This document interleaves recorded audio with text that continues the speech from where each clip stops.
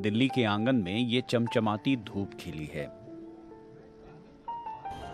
सूरज तो हर दिन निकलता है, लेकिन गाड़ियों के धुएं, कल कारखानों से निकला जहर और पराली जलाने से फैले धुएं का बादल उसकी चमक को स्याह कर देता था।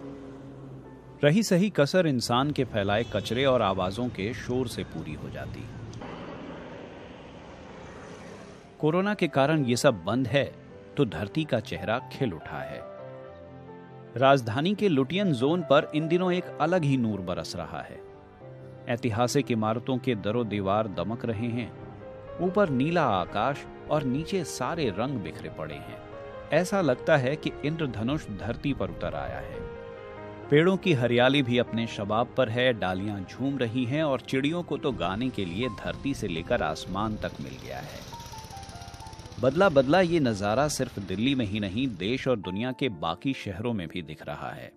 सैलानियों और स्थानीय लोगों से भरे रहने वाले पेरिस, मैड्रिड, वेनिस, मिलान, ब्रसेल्स, बर्लिन, लॉस एंजलिस, हर जगह की फिजा में खुशगवारी है।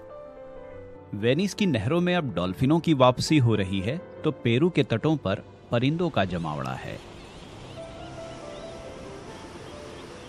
ज्यादातर शहरों की हवा मोटे तौर पर 5 से 30% तक साफ हुई है और इसका असर हर तरफ नजर आ रहा है।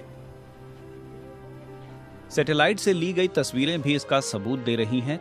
कंप्यूटर के जरिए तैयार तस्वीरों में देखा जा सकता है कि हवा कितनी साफ हुई है। पोलैंड के कुछ इलाकों को छोड़कर यूरोप के ज्यादातर देशों में वातावरण बेहतर हुआ है। ये नक्शे हमें बता रहे हैं कि इंसान की गतिविधियों, खासतौर से परिवहन के कारण बहुत ज्यादा वायु प्रदूषण होता है। ये हमारे स्वास्थ्य को नुकसान पहुंचाता है और अगर हम इसे कम कर सकें तो हमारे पास बेहतर हवा होगी। इस वक्त हम ऐसा करने पर मजबूर हुए हैं क्योंकि तालाबंदी चल रही है और हम इन नक्शों की मदद से इसे देख सकते हैं। हवा में बहुत सुधार हुआ है और ये हमें बता रही हैं कि बदलाव संभव है अगर हम इसे टिकाऊ तरीके से कर सकें। वैज्ञानिकों के मुताबिक प्रदूषित शहरों के नागरिकों को कोरोना से संक्रमण का खतरा भी ज्यादा है। खराब हवा में ज्यादा देर सांस लेने के कारण इंसान का इम्यून सिस्टम कमजोर पड़ जाता है। ऐसे में उसके लिए कोविड-19 से लड़ना मुश्किल होगा। धरती की हवा दूसरे विश्व युद्ध के बाद कार्बन उत्सर्जन में पहली बार इतनी गिरावट देख रही है। माना जा रहा है कि साल दर साल के आधार पर 2020 में कार्बन उत्सर्जन 5% तक घट सकता है। इससे पहले 2008 में आर्थिक मंदी के चलते कार्बन उत्सर्जन 1.4% कम हुआ था।